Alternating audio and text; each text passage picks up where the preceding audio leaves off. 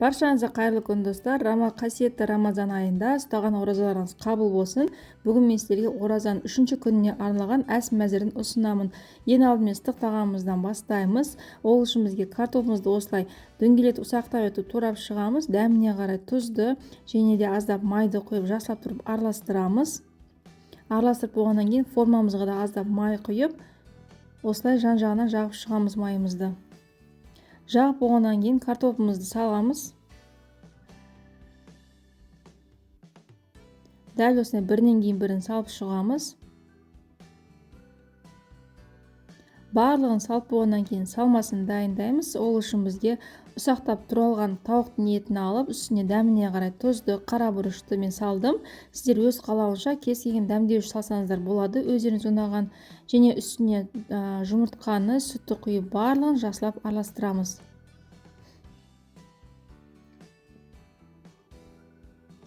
Жақсылап араластырып болғаннан кейін осы салмамызды картопымыздың үстіне құямыз.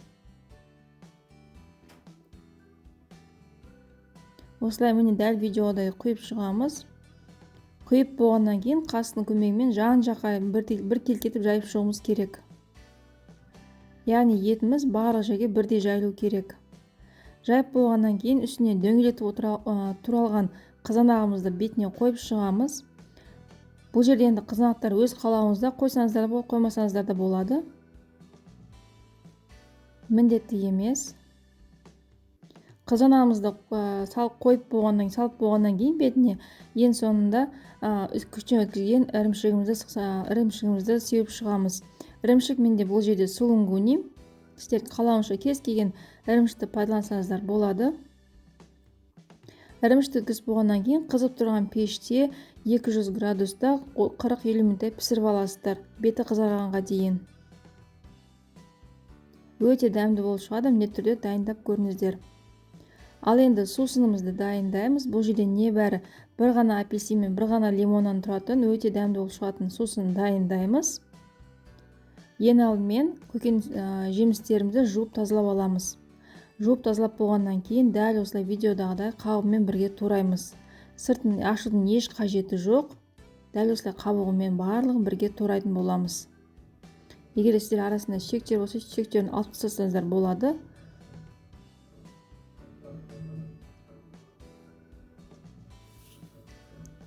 Апельсинімізді турап болғаннан кейін лимонымызды тураймыз. Лимонның да сыртын ашымаймыз. Бірден қабығымен бірге қосып турай береміз.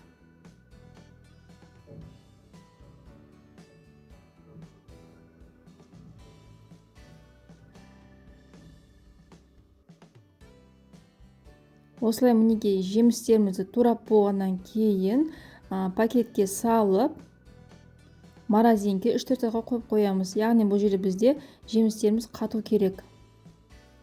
3-4 сағат өткеннен кейін жемістерімізді аламыз. Және дәл осы видеода блендерімізге саламыз. Үстіне қантымызды саламыз дәміне қарай. Егер тәтті жақсы көрсеңіздер, үстіне көбірек қант салсаңыздар болады. Және жақсылап тұрып осыны блендерлейміз. Енді ыдысымызға салып аламыз бірінші бөлігін. Қалған бөлігінде дәл осылай жасаймыз. Барлығын үлкен ыдысқа саламыз. Үстіне қайнаған жылы суымызды, яғни 80 градустағы суымызды құйып, жақсылап барлығын араластырамыз.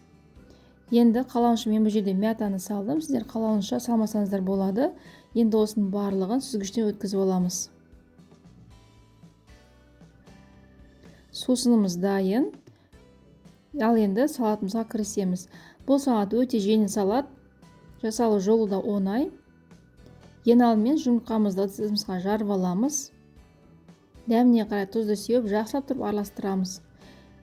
Табамызға аздап қана май құйып, жұмыртқамызды чұқа етіп омлет қылып құрып аламыз. Омлеттің міндетті түрде жұп-жұқа болу керек.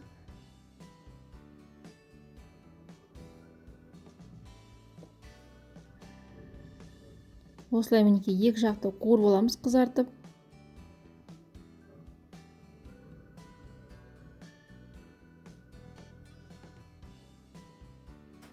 Кейін үлкендеу отымызға майымызды қыздырып, картопымызды, яғни қуырып аламыз. Картоп менде үкіштен өткізілген, ұсақ үкіштен өткізілген. Қызартып қуырып аламыз картопымызды.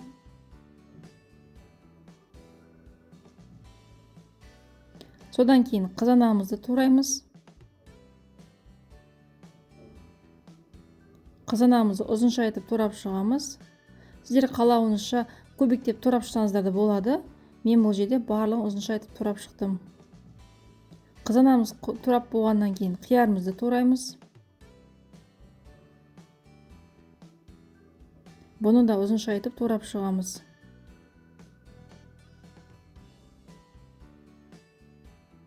Кейін омлетімізді сәл солай турап шығамыз, біріктіріп. Енді салатымызды жинаймыз. Ыдысымызға бірінші осылай қызанақты салып шығамыз ұзын қатарынан. Кейін қиярымызды,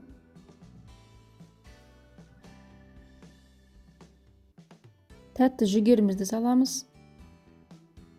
Консервіленген.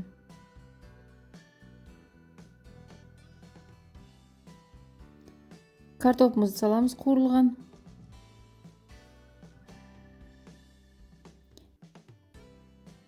Және шетіне жұмыртқамызды саламыз. Бетіне жасап тұрып осылай әсемдеп майонезді құйып шығамыз. Өте дәмді болып шығады. Ал енді тәтті пирогымызды дайындаймыз. Өте керемет жұмсақ болып шығатын турецкий пирог. Ең алдымен бізге бискетін дайындауымыз қажет. Жұмыртқаның үстіне қантымызды саламыз. Жақсылап тұрып массамыз екесе ұлғайғанға дейін миксерлеуіміз керек. Яғни массамыз ағару қажет міндетті түрде. Дәл осындай масса болу керек. Осы кезде үстіне сүтті және сұйық майымызды құйып, жақсылап тұрып барын тағы араластырамыз. Кейіннен оның үстіне какаоны салып, разрыхлительді салып, жақсылап құрғақ заттарымызды барын араластырамыз. Енді осы құрғақ заттарымызды ситу арқылы өткізуіміз қажет. Бұл жерде какаоның түйіршіктері қалып кетуі мүмкін, сондықтан міндетті түрде ситудан өткізу керек. Барлығын жақсылап араластырамыз. Жоғарыдан төмен қарай лопатканың көмегімен қамырымыз дайын. Енді осыны формамызға құйып, қызып тұрған пеште 180 градуста піскенге дейін духовкада пісіріп аламыз. Піскені шпажканың көмегімен тексереміз. Осы кезде біз үстіне сиропымызды дайындаймыз. Сүттің үстіне қантты, какаоны салып, жақсылап тұрып барын араластырамыз. Және осыны бір қайнатып аламыз. Қайнатып суығаннан кейін дайын пирогтың үстін дәл осылай зубочистканың көмегімен тесіп шығуымыз керек. Және де осылай сиропымызды құйып шығамыз. Қамырымыздың жағын-жағына құюымыз керек. Яғни бискетіміз бары сыну керек. Осы кезде кремін дайындаймыз. Сливкенің үстіне қант ұнтағын салып, яғни сахарный пудрамыз салып, жақсылап тұрып миксерлейміз. Өте қою масса болып шығу керек. Тым қатты араластырып жүрмеңіздер. Дайын кремімізді осылай пирогымыз үстіне саламыз. Біркелкетіп жайып шығамыз.